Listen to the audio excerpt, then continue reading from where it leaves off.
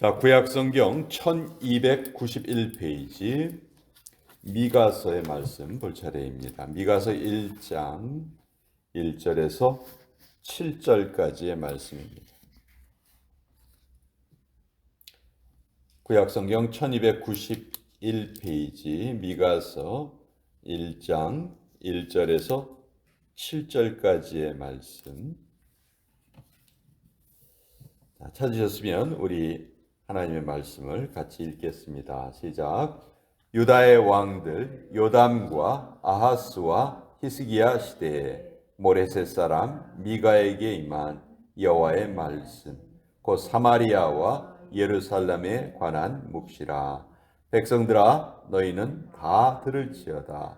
땅과 거기에 있는 모든 것들아 자세히 들을지어다. 주 여호와께서 너희에게 대하여 증언하시되 곧 주께서 성전에서 그리하실 것이니라. 여호와께서 그의 처소에서 나오시고 강림하사 땅의 높은 곳을 밟으실 것이라. 그 땅 아래에서 산들이 녹고 골짜기들이 갈라지기를 불 앞에 밀초 같고 비탈로 쏟아지는 물 같을 것이니 이는 다 야곱의 허물로 말미암음이요 이스라엘 족속의 죄로 말미암음이라. 야곱의 허물이 무엇이냐? 사마리아가 아니냐? 유다의 산당이 무엇이냐? 예루살렘이 아니냐?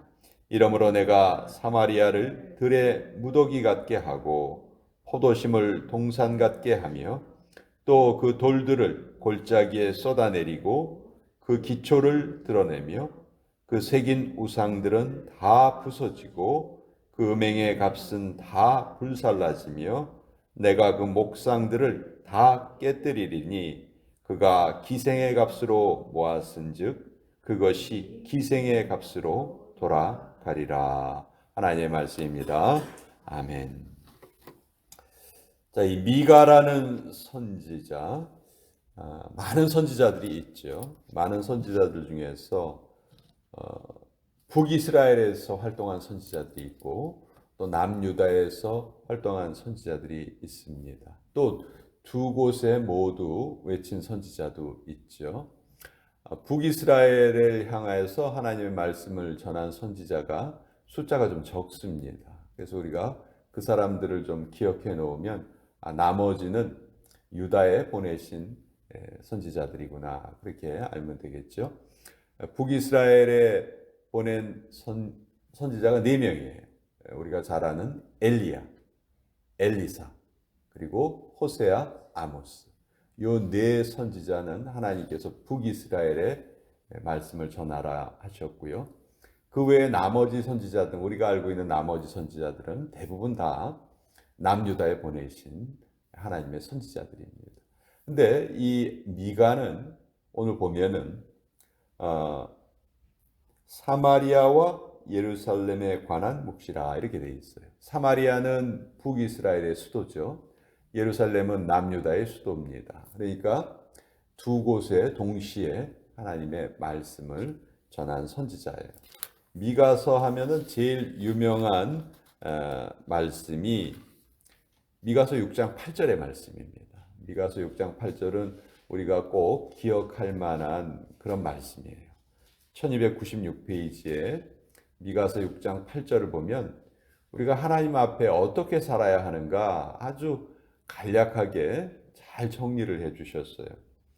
사람아, 주께서 선한 것이 무엇임을 내게 보이셨나니 여호와께서 내게 구하시는 것은 오직 정의를 행하며 인자를 사랑하며 겸손하게 내 하나님과 함께 행하는 것이 아니냐. 이것이 하나님께서 우리에게 바라시는 것입니다. 첫째는 의로운 삶을 살아야 된다. 두 번째는 인자함이 있어야 된다. 인자함. 우리의 삶에 인자함이 있어야 한다. 세 번째는 겸손하게 하나님과 동행해야 한다. 이것이 이제 미가 선지자의 메시지인데, 자, 오늘 이 앞부분의 말씀은 정말 두려운 말씀입니다. 자, 하나님께서 3절에 보면 여호와께서 그의 처소에서 나오시고 강림하신다. 자, 하나님이 처소에서 나오신다. 이 말씀은 이제 하나님을 의인화해서 사람의 비유해서 표현을 한 것이죠. 하나님은 영이시니까 무슨 어떤 육체가 없으시죠. 그러니까 뭐 처소에서 나오시고 들어가시고 사실 그런 것이 없어요. 근데 왜 이렇게 표현을 했냐면 하나님께서 우리 인간의 역사에 개입하시고 우리 인간의 삶에 하나님께서 특별히 간섭하실 때가 있어요. 그걸 보여주시는 거예요. 그걸 의미하는 말이죠. 자, 하나님이 우리의 삶에 개입하시는데 개입하셔서 무엇을 하시느냐? 땅의 높은 곳을 밟으실 것이라. 땅의 높은 곳을 밟는다. 자, 이 땅의 높은 곳이 아주 중요한 의미를 가지고 있는데요. 땅의 높은 곳이 무엇이냐? 뭐 말 그대로 첫 번째 뜻은 높은 곳, 지리적으로 높은 곳을 뜻하는 거예요. 여러분, 이스라엘의 지형은요, 옆에서 이렇게 보면은 우산처럼 생겼어요. 우산. 이 바닷가 쪽은, 지중해 바닷가 쪽은 낮아요.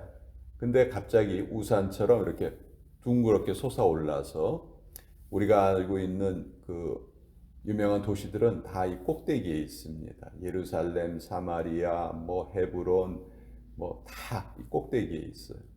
그리고 그 꼭대기를 지나면 또 쭉 내려가서 이쪽으로 가면 이제 사해가 나오고 갈릴리 바다가 나오고 여긴 또 땅 밑으로 이렇게 쭉 들어가요. 그러니까 옆에서 보면 우산 모양으로 생겼는데 높은 곳이라는 것은 바로 그 우산의 맨 꼭대기 부분에 해당하는 그런 곳, 즉 이스라엘에서 우상 숭배가 열심히 행해졌던 곳, 예루살렘, 사마리아 뭐 이런 곳들이 있죠. 그곳을 밟아버리시겠다. 그러니까 하나님의 진노를 표현하는 그런 표현이고요. 두 번째, 이 높은 곳은 사회적으로 통치계급을 뜻합니다. 이 통치계급은 그 당시 뭘 했냐 하면 약한 사람들을 착취하고 약한 사람들을 괴롭히고 그들을 수탈하고 아주 못된 짓을 도맡아서 한 거예요. 그래서 그렇게 약한 자들을 착취하는 자들을 하나님께서 벌하시겠다. 그것이 높은 곳을 밟으실 것이다. 또 이 높은 곳이라는 것은 하이 플레이스죠. 영어로 하이 플레이스. 근데 영어로 하이 플레이스가 우리 성경에서는 어떻게 번역이 되어 있냐면 무슨 용어로 번역이 되어 있냐면 산당이라고 번역되어 있어요. 산당. 이런 산당이라는 것은 하나님께 예배드리기 위해서는 성전에 모여서 예배를 드려야 되는데 성전이 너무 머니까 곳곳에 그 예배의 처소를 마련해 놓은 거예요. 근데 이 산당이 왜 그렇게 문제가 되냐 하면 그곳에서 여호와만 섬긴 것이 아니고 때때로 백성들의 마음이 여호와를 섬기는 것보다는 우상을 섬기는 일에 더 열심을 냈던 것이죠.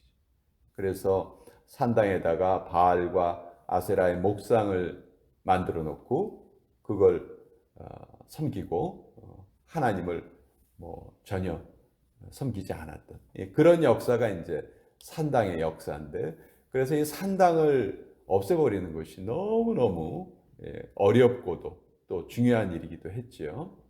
자, 그래서 높은 곳을 밟으실 것이다 하는 것은 우상 숭배를 하는 그 도시들을 하나님께서 벌하실 것이다. 그리고 약한 자들을 착취하는 그 통치 계급을 하나님께서 벌하실 것이다. 그리고 산당, 우상을 숭배하는 산당을 하나님께서 파괴하실 것이다. 이런 아주 무서운 메시지가 이 미가의 메시지입니다. 자, 그래서 얼마나 그 진노가 무섭냐 하면 4절에 그 아래에서 산들이 녹고 골짜기들이 갈라지기를 불 앞에 밀초 같고 비탈로 쏟아지는 물 같을 것이다. 아무도 막지 못한다 이 말이죠. 5절 이는 다 야곱의 허물로 말미암음이요 이스라엘 족속의 죄로 말미암음이다. 야곱의 허물이 무엇이냐? 북이스라엘의 허물은 사마리아. 유다의 산당이 무엇이냐? 예루살렘이 아니냐. 예루살렘이 하나님을 섬기는 그 대표적인 도시인데 그곳에 산당을 세워놓고 우상들을 섬기니 하나님이 그것을 너무너무 미워하시고 벌하신다 하는 그런 내용이에요. 그래서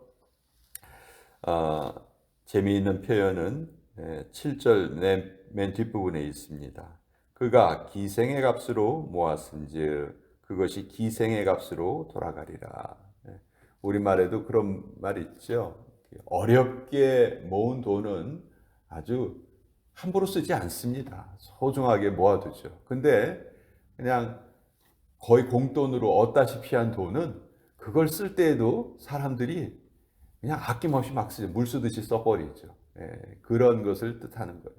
기생의 값으로 모았은즉, 즉 올바른 것으로 모은 것이 아니에요. 하나님을 섬기는 그 섬김으로 모은 것이 아니고 우상을 섬기는 그 잘못된 그런 것에서 위안을 얻었기 때문에 그것이 기생의 값으로 돌아갈 것이다. 그것이 너희에게 얼마나 허망한 것인지 하나님께서 그것을 보여주시겠다 하는 거죠. 여러분, 정말 우리는 하나님 발에 밟히는 인생이 되지 말아야 돼요. 발에 밟히지 말고 오히려 하나님께 은혜 받는 존재가 되어야 됩니다. 여러분, 우리는 하나님의 심판이 늘 미래에 있을 것이라고 오해하면서 살아가기가 참 쉬운데 그렇지 않아요. 하나님의 심판은 매일매일 우리가 사는 바로 오늘 하나님의 심판이 우리에게 임하십니다. 이미 도끼가 나무 옆에 놓였다. 예수님께서 그런 말씀을 하셨죠. 그래서 하나님을 믿지 않고 사는 것은 이미 심판을 받고 살아가는 것인데, 자, 그렇다면 하나님을 믿는 우리에게는 그 심판에서 온전히, 물론 우리는 그 심판으로부터 제외가 되긴 했지만 그 믿음이 꾸준히 지속되고 꾸준히 자라야 되는 그런 사명이 우리에게 있다는 것이죠. 우리가 1절을 읽다 보면은 유다의 도시 이름이 10개가 이렇게 쭉 나열되어 있어요. 그 중에서도 예루살렘과 사마리아의 죄를 아주 집중적으로 거론하고 계시는데, 예루살렘은 남유다의 수도였어요. 사마리아는 북이스라엘의 수도였어요. 근데 이 대표 도시들이 죄로 오염됐을 때 어떤 일이 벌어졌느냐? 이것이 곳곳으로 퍼져나간 거예요. 죄의 무서운 것은 전염성이죠. 죄는 자꾸 전염이 됩니다. 그래서 우리는 그 죄를 막아내는 역할을 하면서 우리가 살아가야 된다. 우리가 은혜를 받았다는 것, 하나님, 저는 심판에서 면제됐으니까 아유 땡큐 하나님, 저 오늘 그냥 그렇게 살게요. 이게 우리의 사명이 아니고요. 우리가 그런 존재로 선택받았기 때문에 우리의 영향력이 사방팔방으로 퍼져나가면서 사는 것이, 그것이 하나님께서 우리에게 원하시는 모습이죠. 그래서 예루살렘과 사마리아의 그 죄악이 퍼져나간 것처럼 반대로 우리 한 사람 한 사람이 하나님의 사람으로 살기 위해서 애를 쓴다면 우리의 선한 영향력이 또 퍼져나가서 그 죄를 막아내고 또 죄에 빠진 자를 얼마든지 구해내는 삶을 살 수 있다. 그것이 하나님이 우리에게 기대하시는 것이다 하는 것을 오늘 같이 한번 나누어 보았습니다. 자, 오늘